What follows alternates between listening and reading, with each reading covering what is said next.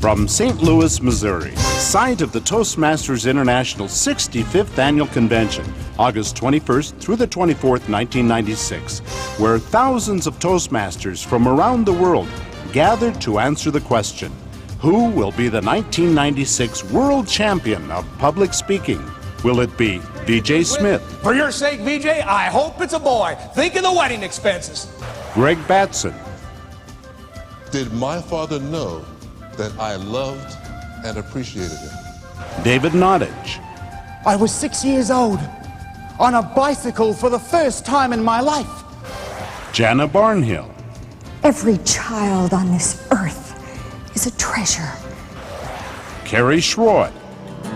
Get your motor on now. Head out on the highway. Wanda Scruggs? Our young people don't all look, think, act, or react alike. Frank Morris Jr. The terrible twos are not restricted just to children. Kay Warhite? Children have a sense of awareness of the world. They have a focus on learning. Or Sporty King? You see, I Found Out I'm Dying is a poem I wrote about inner peace. Bill Stevens Productions proudly presents the 1996 World Championship of Public Speaking.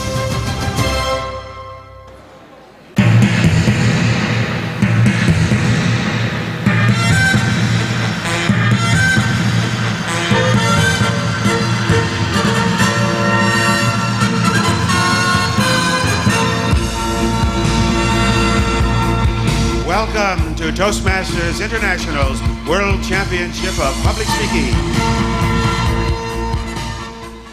Our next speaker, Sporty King. I found out I'm dying. I found out I'm dying. Sporty King.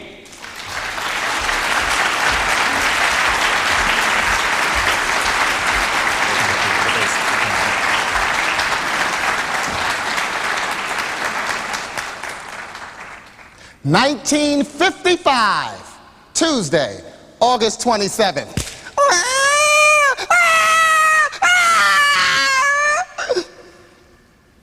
Mrs. King, you have just given birth to an 8-pound baby boy who has great vocal variety. Mr. Toastmaster, ladies and gentlemen, that scene was from almost 41 years ago.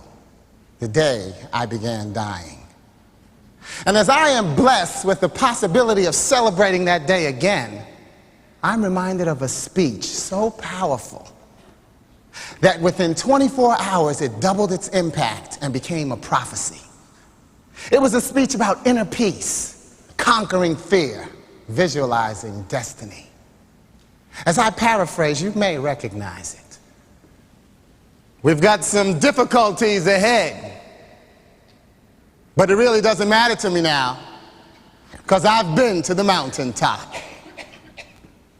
Like anybody, I'd like to live a long life.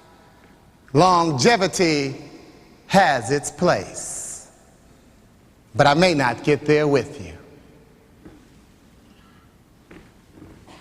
Dr. Martin Luther King gave that speech on the evening of April 3rd, 1968. On the afternoon of April 4th, he was killed.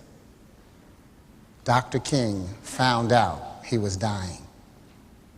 Ah, but when? Was it just the night before?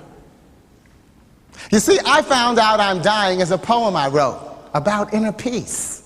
I didn't dedicate it to Dr. King. I dedicated it to you. Because when we have a healthy attitude about life, we realize that physical immortality is not a reality. I quoted Dr. King for two reasons. One, the 33rd anniversary of his I Have a Dream speech is 4 days from today. Two, to remind you and show you that we must all dare to dream, because the dream does become a reality. You see, today is the anniversary of my first speech as a Toastmaster. Yes, today is my reality. Yes! But 3 months ago, I was speaking to a 5th grade class in Chicago. They were a group of inner city kids who often lived with the stigma and stereotype of hopelessness or shattered dreams. I asked them, what would you do if your doctor gave you, and could really give you, 1 week to live? And as we went around the room, one at a time, they burst into smiles and visions, yet humble dreams of visiting grandparents, cousins, big sisters and brothers. Some just wanted to go to amusement parks or shopping, but others wanted to go to casinos. But as I became caught up in the sentiment of their dream, I decided to go with them. Here's what I told them. If I had 1 week, I'd load you onto my jet and we'd take off for all the places you just named. A limousine with a trunk full of money would be waiting to pick you up so you can take your relatives out. Go to those amusement parks and fancy stores. No casinos. But we'd ride the roller coaster in Disney World, hop off and zoom to Great America or Coney Island so we could compare roller coaster rides and bump cars and haunted houses. Well, after one trip around the room, they started bringing people.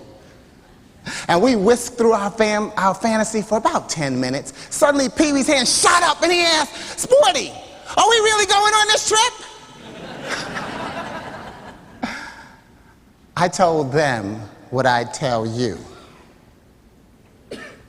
We could, because each of you has a vivid imagination and dream of what would make you happy. And I've got a reality. Each of us has been dying since the day we were born. So let's not wait for that last week to seize our happiness. Go visit your relatives. Get to those amusement parks. But what are you waiting for? Ladies and gentlemen, do you need to go visit someone? Do you need to let go of a grudge steeped in pride? Are you still second-guessing choices you've made in your life? Or are you thankful that the person seated next to you is someone whose smile you can appreciate and enjoy the challenge that their spirit sends to you? The challenge not just to dream, but to live.